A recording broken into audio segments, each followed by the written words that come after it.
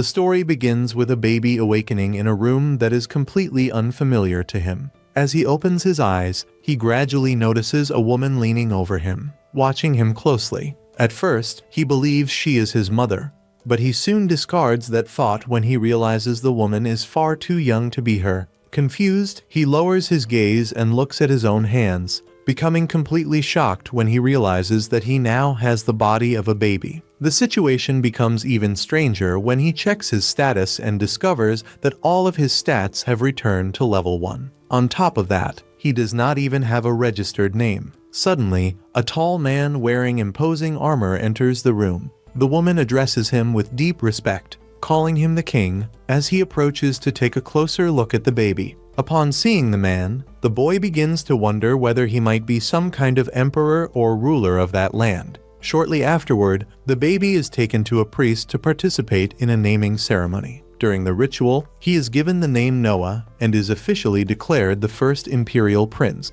When Noah quickly checks his status and sees that the title Imperial Prince has been added to the list, he understands that he is truly the direct son of the emperor of that nation. As soon as the ceremony ends, the emperor asks the priest about Noah's magical affinity. The priest replies that his affinity is water, and that the territory assigned to him will be Almeria, a region where many members of the Water Clan reside. Upon hearing this, the emperor appears somewhat relieved and, setting the matter aside, asks the priest to reveal Noah's full statistics. When this happens, everyone present in the room is left completely stunned. All of Noah's stats are already fully maxed, and his water affinity has reached SS rank. Despite having been born only a few hours earlier, possessing such extraordinary numbers indicates that he has already undergone an awakening. An awakening at such an early age is something never seen before. For that reason, everyone concludes that they are witnessing the birth of an extraordinary talent.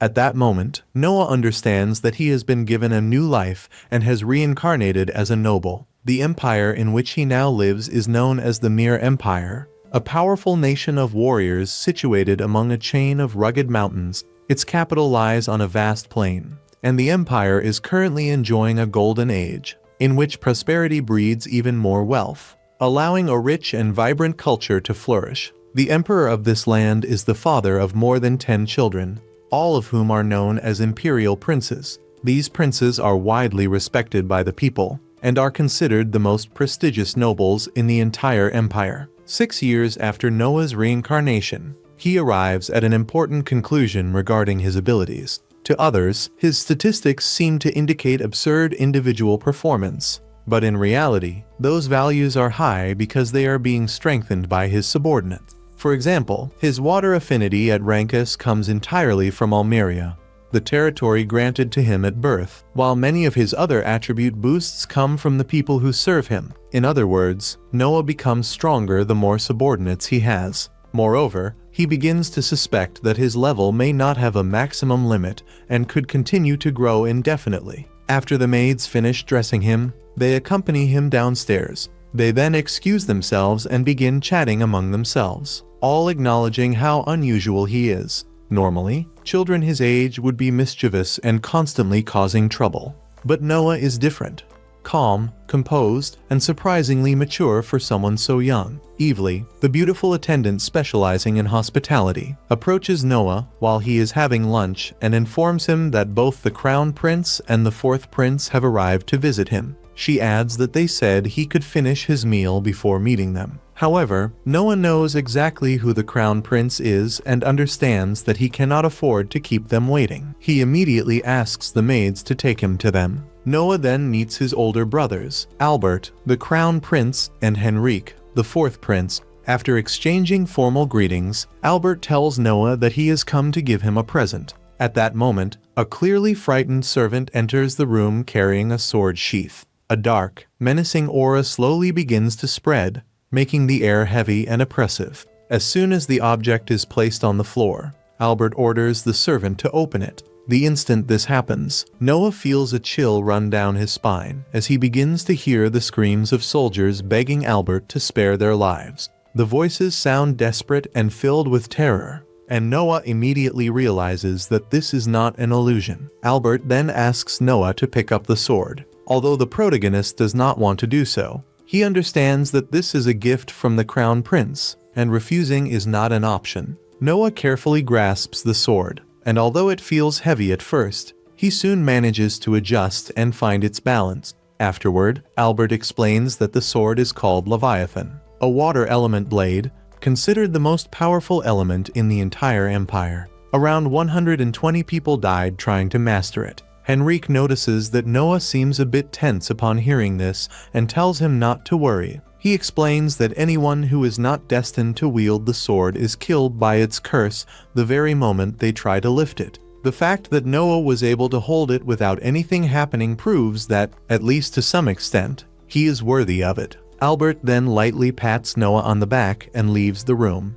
saying that this was a valuable demonstration. Once Albert is gone, Noah can barely believe what just happened. That bastard had simply asked him to test something that could have killed him without any effort. Even so, Noah decides to keep those thoughts to himself, knowing that if he were to say something like that out loud, he would probably lose his life on the spot. As the princes walk away, Henrique asks Albert whether it was truly the best decision to leave Leviathan in Noah's hands, especially considering how costly that sword had been. Albert replies that the weapon would be far better off with someone as exceptional as Noah. Moreover, he adds that precisely because he himself is not that brilliant, he needed to experience the sensation of being wounded by his own pet. Later that night, Noah notices that his maid, Zoe, is acting strangely restless. Not understanding the reason, he asks what is going on, but Zoe tries to avoid the subject, saying she does not want to trouble him with personal problems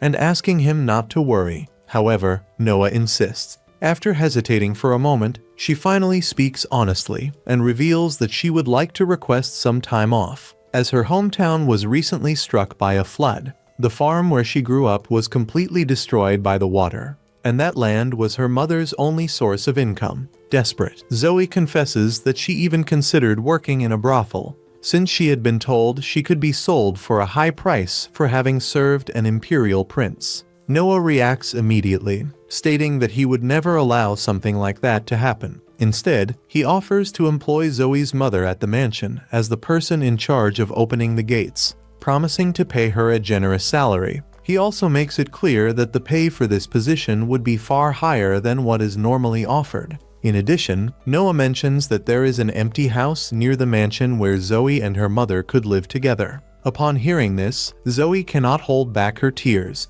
She begins to cry and repeatedly thanks Noah for his kindness and generosity. Deep down, however, the protagonist knows that he is not acting purely out of altruism. Having a former maid working in a brothel would stain the name of the third imperial prince. As his servant, Zoe belongs to his household and will serve him for life. After this unexpected gesture, Noah is certain that such loyalty will never betray him. After that, he summons Dylan, the butler, and explains that Zoe's hometown was devastated by a flood. Given the situation, he orders Dylan to go there and buy as much land as possible in Tao. Noah knows that, sooner or later, bandits will appear to take advantage of people during a time of weakness and chaos. He wants to secure ownership of that land before that happens and before the situation worsens even further. Dylan is surprised by the order. Despite being so young, Noah shows an impressive ability to analyze a complex situation with precision and care. In truth, Noah has lived through something similar in his previous life. But of course he cannot reveal that to anyone and chooses to remain silent. Dylan admits that the idea is very good, but raises an important issue. Where will the money to buy so much land come from? He explains that acquiring an area of that size would cost no less than several 100,000 reals, the currency used in the empire. Noah realizes that he truly had not thought that far ahead. After reflecting for a moment, he concludes that the solution will be to sell the lands he owns south of the capital. Dylan asks whether this is wise, since those lands were a personal gift from the king himself, and selling them without authorization could be considered a serious crime. However, Noah tells him not to worry about possible punishment or the king's anger, as he will personally bear all the consequences of that decision. He explains that being a noble means making sacrifices to make other people's lives safer and more dignified. Dylan understands the weight of those words and thanks Noah deeply for making such a decision, especially because he shares the same hometown as Zoe, which makes his gratitude even more sincere. The next day, Noah has already converted his assets into money and prepares to buy as much land as possible as quickly as he can. He is ready to go inspect it personally, but then receives an unexpected visit from his brother Henrique. Henrique notices that Noah is carrying the sword Leviathan and immediately asks why. Noah explains that since the last time, he has not felt any strange influence coming from the sword,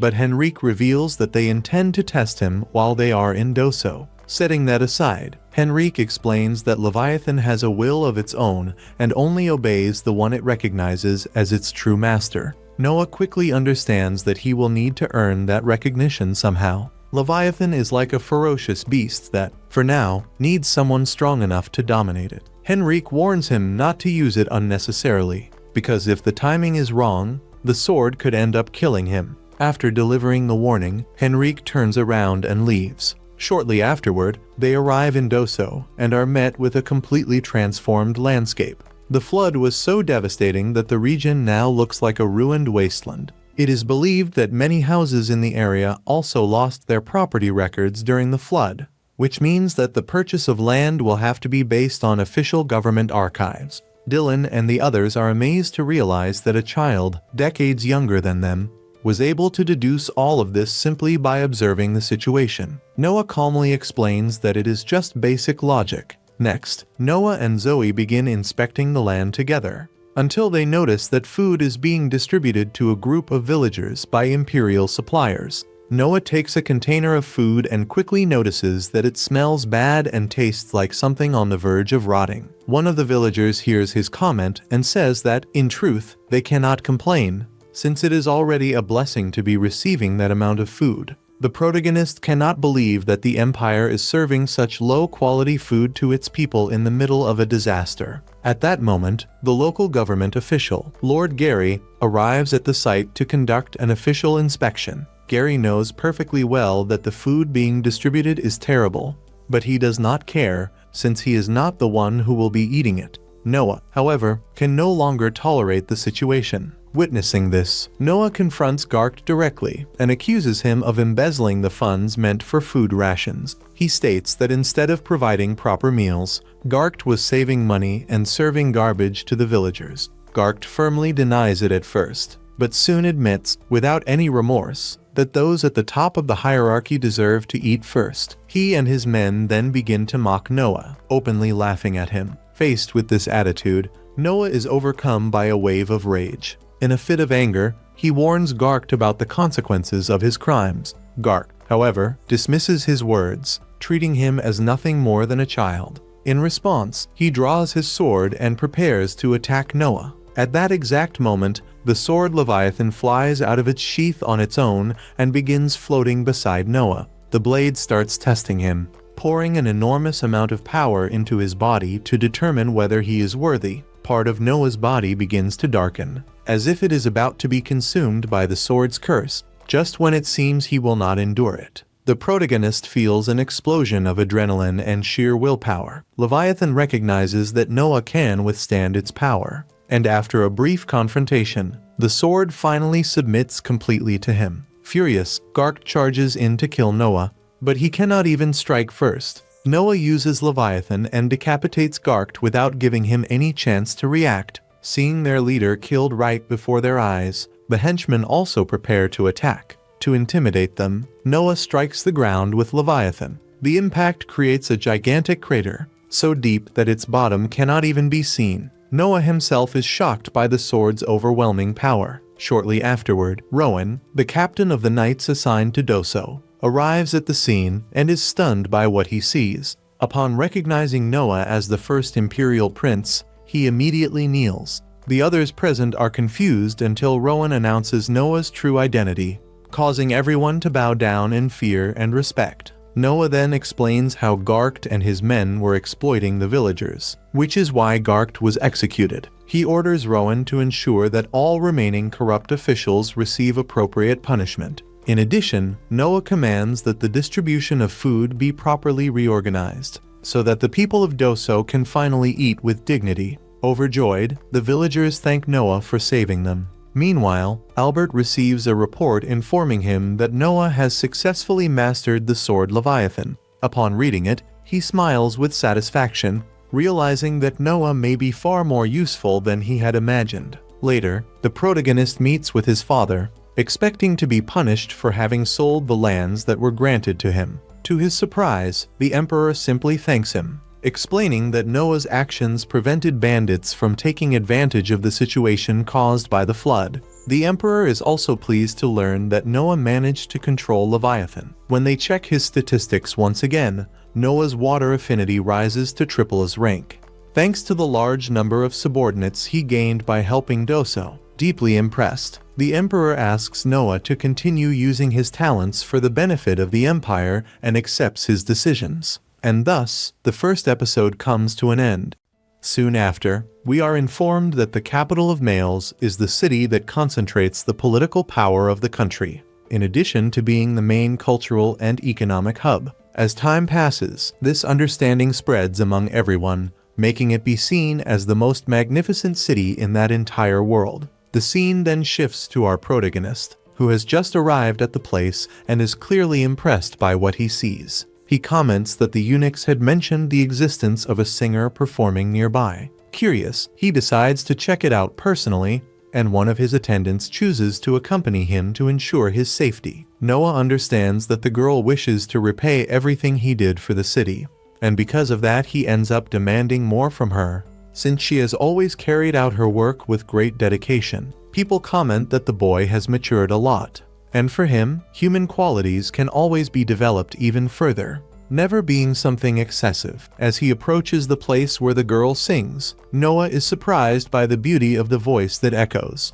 As he observes her closely, he remembers that her name is Alachi. The technique she uses is still simple, typical of beginners, but it is clear that she takes the profession of singer very seriously. Noah can feel that every note is sung with sincerity and genuine emotion. Suddenly, a man starts shouting at her, questioning why she insists on singing those nonsensical songs. Shortly after, he appears even more irritated and claims that, with that kind of income, she would never be able to pay the debt left by her father. Even as she explains that singing is the only thing she knows how to do, the man grabs her by the collar. At that moment, Noah intervenes and asks him not to do anything cruel to her in front of everyone. When least expected, the man hears the voice of a boy speaking up. The singer tries to ask him not to get involved, but Noah already stands up and walks toward the stage. The man mocks him and tells Noah to go cry in his mother's arms. In response, Noah reminds him that, according to the country's law, a child is not obligated to assume debts inherited from their parents. Forcing this debt onto the girl and pressuring her to sell her own body is considered a serious crime in the capital. The man then grabs Noah by the collar, but the boy reacts immediately, delivering several blows against him and his accomplices. After knocking them down, Noah asks if he still wants to continue. Before leaving, the man threatens that he will take revenge. Noah replies that, if he comes back, he should look for him directly. Upon seeing the card left by the boy, the man realizes that he is a prince. Noah then turns to Alachi, praises her ability as a singer, and asks how much she needs to cover her expenses. The girl explains that she needs to buy her mother's medicine, and Noah promptly offers a very high salary. He decides to pay that amount regularly, asking only that she sing without worries. In addition, he promises to increase the payment even more as she improves. Finally, he asks her to keep singing, because he wants to hear more. The scene shifts to Noah already at his residence. As he approaches the gate, he notices a group of men kneeling and asks who they are. The girl explains that they are the same men from before, who came to apologize to the singer. Noah orders that they all be sent away and asks that the message be direct and firm, making it clear that they cannot speak to an imperial prince whenever they please. At that moment, his brother Henry appears and says that Noah cannot deal with people like that so casually, because it diminishes the prestige of the imperial house and the princes. Noah agrees that this is one of the reasons, but states that there is another. He then calls his brother to talk inside the house. Seated, Noah explains that those men were extorting the singer. Because of that, he decided to hire her and offer a fixed salary, ensuring that they would not bother her again. Henry asks if her singing was really that extraordinary. Noah only asks that they do not try to take her away from him. Henry is surprised to realize that his younger brother has such an advanced mindset. Frankie and Gary, who are closer in age to Noah, do not even come close to that level. They are still immature and, even when taught, cannot learn proper etiquette. Noah believes they will understand everything when they get older. He also explains that, although they are brothers, each one has a different mother. Henry and Gary, for sharing the same mother, must have a different bond. Henry then shows interest in the magic sword, since it seems that Noah truly managed to master it completely. Noah responds that this is due to the fact that the sword has a will of its own. Even so, Henry thinks it is far too large for the boy.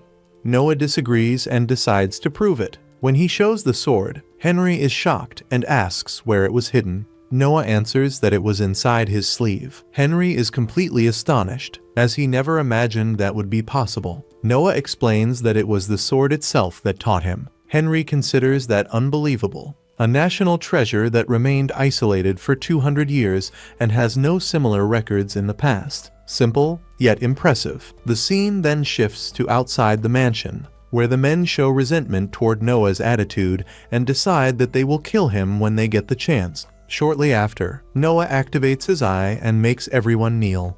One of them begs him to lower his head. Henry asks what Noah did this time. The boy replies that he merely released a small portion of the sword's power to force them to kneel. Henry is impressed and realizes that Noah has truly mastered the sword. The scene shifts once more to Noah in the city, now invited to a dinner, which he believes will be enjoyable. As he enters, everyone begins to applaud him, impressed both by his appearance and by his manners. One of the men notices the sword and asks what it is. Noah answers that it is called Leviathan, a sword that he inherited. Everyone is shocked to learn that someone so young managed to master it. One man says that it must be nothing more than a fake sword. At that moment, the sword becomes irritated and releases a smoke that causes several people to faint. Noah realizes that it gets angry easily. The man begins to applaud, saying that this is exactly what he expects from a prince. Everyone feels, at that moment, a strong sensation of death. This is the true power of the national treasure.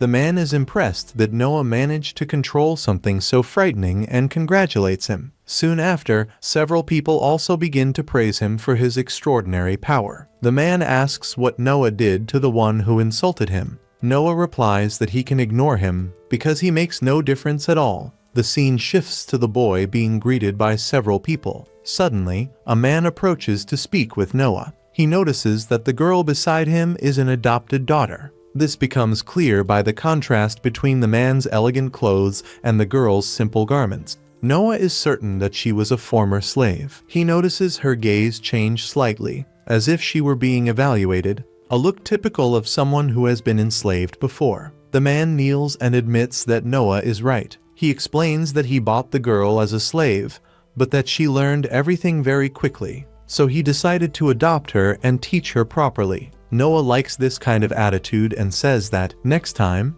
he will invite both of them to visit his mansion. He realizes that the man knows when to stop. The old man comments that the man is intelligent, because if he continued talking, he could end up provoking unnecessary jealousy. Noah explains that this was also another reason why he realized that the girl had been a slave. At the moment Noah touches his sword, it reacts defensively, as if it sensed danger. At the same time, the girl positions herself to protect him instinctively. The next day, Noah walks calmly through the city when he ends up encountering his brother Oscar. The boy asks what he is doing there alone. Noah replies that he was just taking a walk to relax a bit. Oscar then warns him to be careful walking without a carriage. Upon realizing that Noah is free, he asks if his brother would not like to go out a bit, since he apparently had no commitments. In an excited tone, he suggests that they look for some treasure around the city. As they walk, Noah remembers having already heard about that specific street.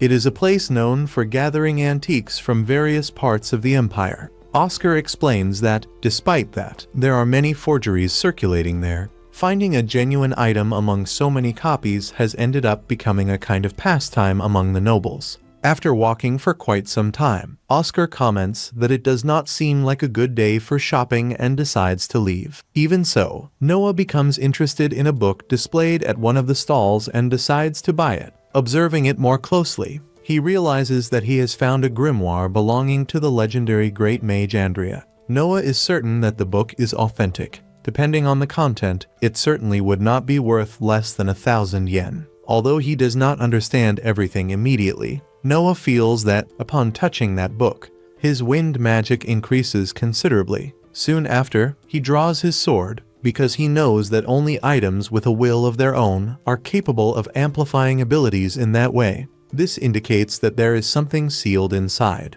Suddenly, a creature emerges from the book, leaving Oscar shocked. He begins to wonder if that object is not a forbidden book that imprisons human souls. Oscar shouts for Noah to run away immediately. That presence is the vengeful spirit of a great mage specialized in wind magic. With a single precise strike, Noah makes the creature disappear completely. After that, Oscar asks if everything is all right and if anyone was hurt. Noah calmly replies that there is nothing to worry about because he directed the attack upward precisely so as not to hit anyone. Oscar is impressed by his brother's quick thinking and wonders how he managed to become so strong in such a short time. At that moment, a man appears before the two, claiming to be the owner of an antique shop. He introduces himself as Alan, saying that he closely followed the boys' great achievements and that, because of that, he would like to show them something special. He then reveals a ring enveloped by a dark aura. He comments that he has already shown that item to many different people, but never received any relevant reaction. Noah questions whether it is not just a worthless object. The man explains that he has also tried to get rid of the ring several times, believing it to be useless. Yet, somehow, it always ended up returning to his hands. This detail awakens even more interest in him, who considers the fact quite curious. Oscar also gets excited by the idea and suggests that Noah try on the ring. As soon as the boy puts it on, he realizes that the ring speaks, revealing itself to be SSS rank. Shortly after, the item begins to transform into a complete suit of armor, leaving everyone around impressed. Upon opening his status window, Noah notices that there was no direct increase in attributes. It seemed to be an entity different from both the previous grimoire and Leviathan. Even so, the ring possessed several magics available for use. Noah comments that he will send the reward to the man later, but Oscar interrupts, saying that he wants to pay for it, as he considers the ring a gift for the boy. After the magic sword and now the magic armor, Oscar realizes that there is something truly out of the ordinary about Noah. As they get down from the carriage, the boy decides to act. Suddenly, the same man appears trying to attack him, but Noah blocks the blow with ease, while several soldiers appear around. Oscar asks how he managed to create that shield. Noah explains that it was thanks to the ring, because he connected Leviathan to it, and together they ended up creating that defense. The boy realizes that the ring reacted automatically to hostility, functioning as a protection system. Oscar finds that incredible and becomes even more impressed with his younger brother.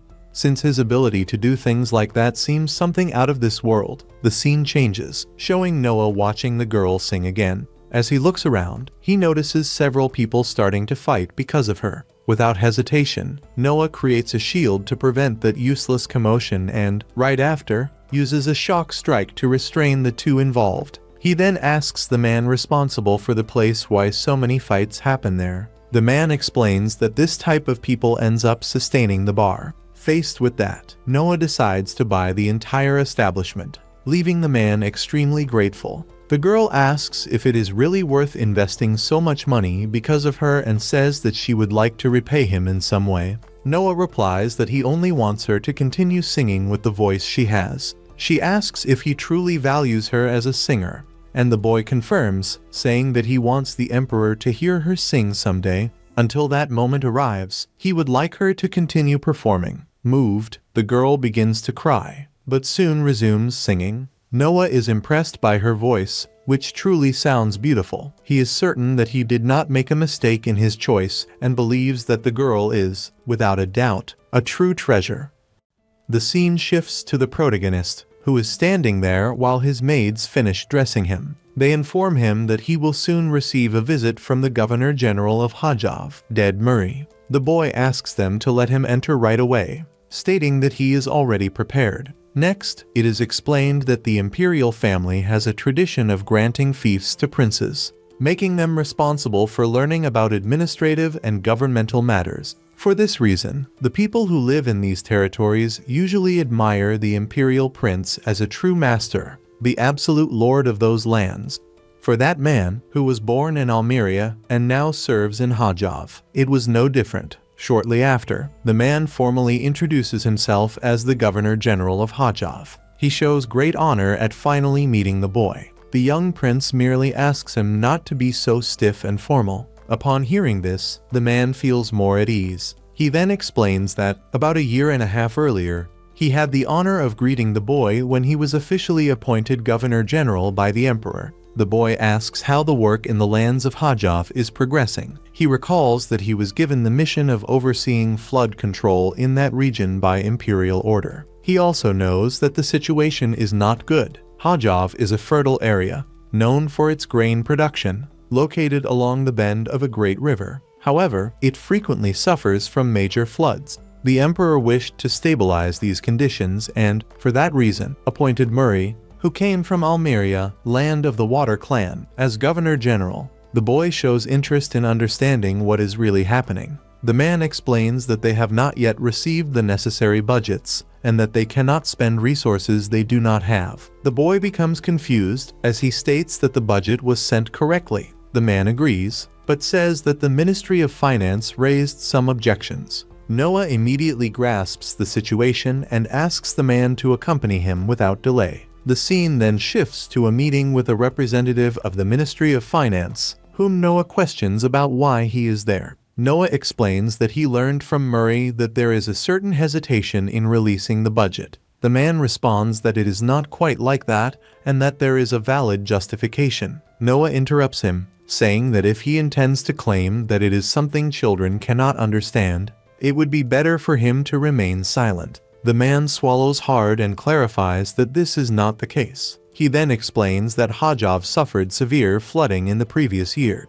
The emperor was deeply saddened by the situation and granted a full tax exemption for an entire year. In other words, there was significant savings on the part of the region. The Ministry of Finance considers it acceptable to use that amount. The man asks whether Noah understands the explanation. Noah becomes irritated and asks whether he is mocking him. Noah states that there was a flood and that, out of compassion, the emperor exempted everyone from paying taxes, which means that there were no taxes to be collected. It was an act of imperial kindness. However, that is exactly the problem. The man spoke as if that were something logical and acceptable. Noah, visibly angry, asks again if he is joking with him. The man answers that he is not. Noah then demands to know the truth. The man admits that, in reality, he cannot release the budget. He tries to explain something, chokes on his words, and then reveals that the High Council is aware of the plans to build a new summer resort for the emperor. As the emperor has already reached a certain age,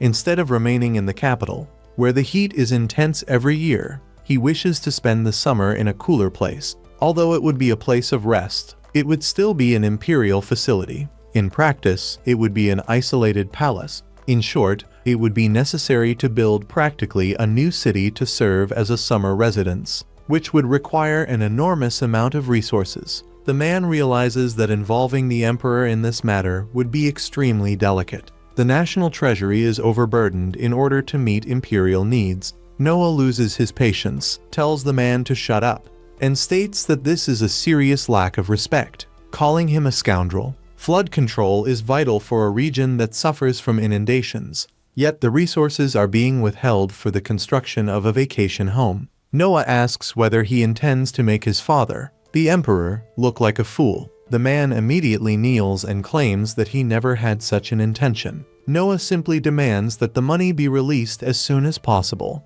or else he will appeal directly to the emperor. Frightened, the man begs him not to do that and promises to release Hajjov's budget immediately. Murray is impressed by how easily the boy managed to force the Ministry of Finance to yield. He He tells Noah that he is deeply impressed. The intensity of the negotiation was remarkable. The way Noah communicated was direct and effective, clearly exposing the contradictions and flaws on the other side. The man admits that he feels ashamed of his own recklessness for having placed His Highness in that situation. Noah had understood from the very beginning that the man approached him precisely to force a definitive resolution. Murray hurriedly leaves to begin flood control as soon as possible. Soon after, a messenger appears informing Noah that he must go to the castle immediately, as the Emperor wishes to see him. The Emperor congratulates him on his actions and comments on the Hajjov case. He also mentions that he heard Noah crushed Maybrick. Noah is surprised and asks how he learned about it so quickly. The Emperor explains that information is a powerful weapon,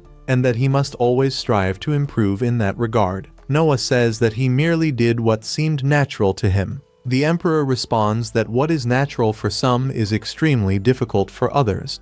Many people have a silver tongue and use it only to flatter. Few manage to do the obvious in the correct way. Even at only 6 years old, Noah manages to deeply impress his father. The Emperor asks him to stand up and asks whether the weapon he carries is Leviathan. The man present realizes that Noah chose the most powerful sword. He knows that his own mansion is part of the information network.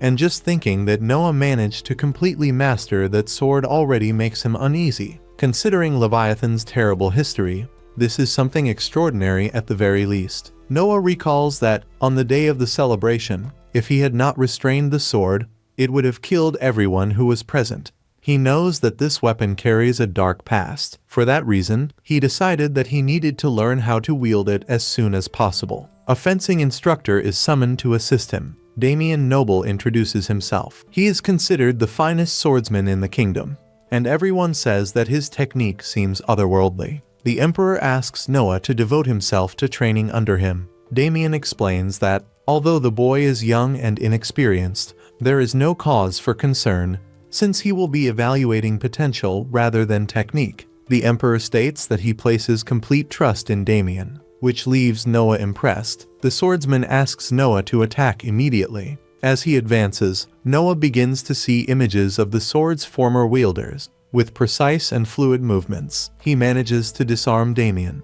The man kneels and admits that there is nothing he can teach Noah. The boy's strength and agility are appropriate for his age, but his technique is refined. Noah's sword skills are already at the level of a master. It would be arrogance to try to instruct him. He was completely defeated. The Emperor is deeply impressed and decides to entrust Noah with the role of head of the knight selection for that year. Noah is pleased with the decision and promises to give it his all. It is explained that the knight selection is one of the greatest annual events in the entire empire. The empire has always been known as a nation of warriors, a place that deeply values strength and martial skill. Since ancient times, it was said that the path of the martial arts was the only true way to achieve success through one's own merit. During the knight selection, warriors who have won preliminary battles in various regions of the country gather in the capital to face combats that may end in death. The victor receives the title of knight and, at that very moment, becomes part of the upper class of society.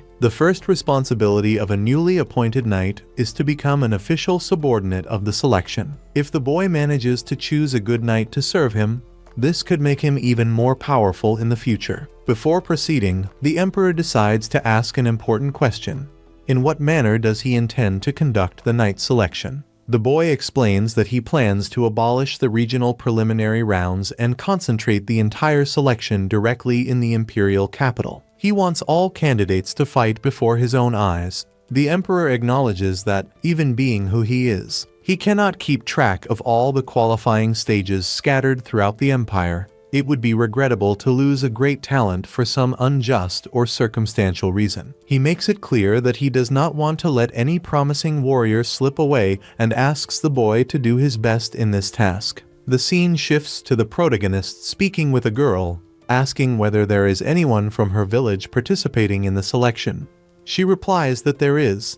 That village is the only point of entry for common people. Every year, only one challenger manages to go there. Noah understands the situation. This year, he truly intends to eliminate the regional qualifying rounds. There will be no limit to the number of participants. anyone will be able to present themselves. The girl replies that this sounds good, but soon asks to drop the subject. Noah insists and asks her to say what she is really thinking. The girl then explains that the reason only one person from the village participates is related to the costs of travel and lodging. The capital is extremely expensive. With donations from all the residents, they manage to gather enough money to send only a single representative. That person carries the expectations of the entire village, and everyone takes it very seriously. Upon hearing this, Noah decides that he will eliminate this obstacle as well. He wants as many options as possible. It would be terrible to lose a talent because of money. He states that he will cover all travel and lodging expenses. The girl understands that the villagers will be very happy, but warns that this will cost an enormous sum. Noah explains that there is no need to start everything from scratch. He then calls his butler and orders him to find out how many houses are available in the capital and purchase all of them. In addition, he asks him to immediately contact the merchant he knows. When meeting again with the same people who were present at the party, the man asks Noah about the selection of servants for the palace. Noah asks whether he wishes to send someone, and the man replies that he does. Noah explains that if there is someone inside the palace under the merchant's control, it will be possible to obtain valuable information. If the emperor were to order someone to spend the night with him and that person became one of his wives, the benefits would be immense. The man responds that this is a different matter from the current request and reminds him that his gifts have already been delivered to the mansion. Noah clarifies that if it is someone who merely pleases him, he will make the recommendation. But if it is someone he truly likes, the man will have to choose a girl who perfectly matches his expectations. The merchant makes one final request. He would like to include the crest of the 13th Prince on his shop's signboard. Noah asks whether he intends to subordinate himself to him. He then makes it clear that he does not tolerate betrayal under any circumstances. Upon returning home, Noah realizes that having Byron under his command will further increase his prestige. If he continues at this pace, his power will grow even more. Shortly afterward, he notices that his status related to water has decreased and decides that he needs to find His Highness to check what is happening in Almeria. When he goes to speak with the emperor, Noah asks how he found out about the problems in Almeria. Suddenly, a man appears, informing them that there was a rebellion in Almeria and congratulating the boy. He then asks what scale Noah believes this revolt has. If something that seemed to be SS became merely S, at first glance it may appear that it was cut in half. However, in reality, this represents only one level lower in the entire hierarchy. In other words, he believes it to be a second-tier conflict, involving few people. The father asks whether Noah wishes to be the commander of the war. The boy replies that he does not, as he considers himself inexperienced on the battlefield and believes that Henry is better suited to lead. The two proceed together, and Henry asks if he is sure about this decision, since it would be an excellent opportunity to gain prestige. Noah responds that it is fine, as he is still very young. At that moment, Leviathan reacts, and the boy realizes that the sword is responding to him. As they exit the carriage, they are attacked. But Noah manages to defend himself thanks to his shields. He soon realizes that the enemies are water mages from Almeria. As they advance against him, Noah defeats them all with extreme ease. After the battle, he decides to keep them alive, as there is a possibility that they might attempt to take their own lives. Upon returning home, Noah calls the man once again and demands that this information not leak out in any way. If that happens, he makes it clear that he will consider the man as good as dead. Noah also orders him to purchase, as quickly as possible, feed for horses, as he believes that the enemies have acquired mounts from another nation. This will directly help his brother in the war. For that reason, he orders him to depart immediately to carry out the task.